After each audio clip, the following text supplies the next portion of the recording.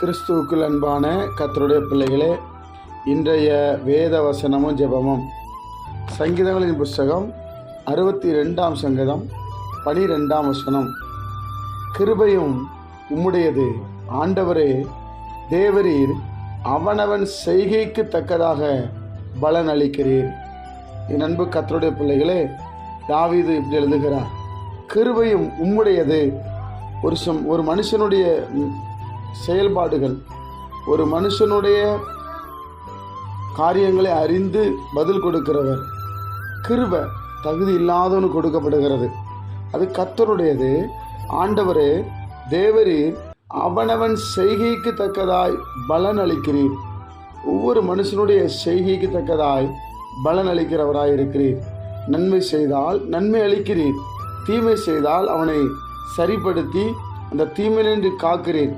என் அன்பு கர்த்தருடைய பிள்ளைகளே, தேவரீர் அவனவன் செய்கைக்கு தக்கதாக பலனளிக்கிறீர் என்று நம் வேதத்திலே பார்க்கிறோம். என் அன்பு கர்த்தருடைய பிள்ளைகளே, இப்போ நம்ம நல்ல செயல் செய்தால் ஆண்டவரிடத்திலிருந்து நல்ல பலன் உண்டாகும். நம்ம தீய செயல் செய்தால் தீமையான காரியங்களுக்கு ஆண்டவர் விட்டுருவார். அதனால் கர்த்தருடைய பிள்ளைகளாகிய நாம கிருபையும் உம்முடையது ஆண்டவரே, தேவரீர் அவனவன் செய்கை தக்கதாக பலன் அளிக்கிறேங்கிற விசுவாசத்தோடு கர்த்தருடைய சமூகத்தில் நாம் மன்றாடுவோம், ஜெபம் பண்ணுவோம். நம்ம செயல்பாடு நல்லதாக இருக்கட்டும். யாரையும் கெடுக்கிறது வேண்டாம், யாரையும் போட்டு கொடுக்கறது வேண்டாம். தேவனுக்குள்ள மகிழ்ச்சியாக இருப்போம். கர்த்தர் நிச்சயம் நம்ம ஆசீர்வதிப்பார். ஜெபிப்போமா. பரிசுத்த பிதாவே, நம்முடைய குமாரன் இயேசு கிறிஸ்துவின் நாமத்தில் வருகிறோம்.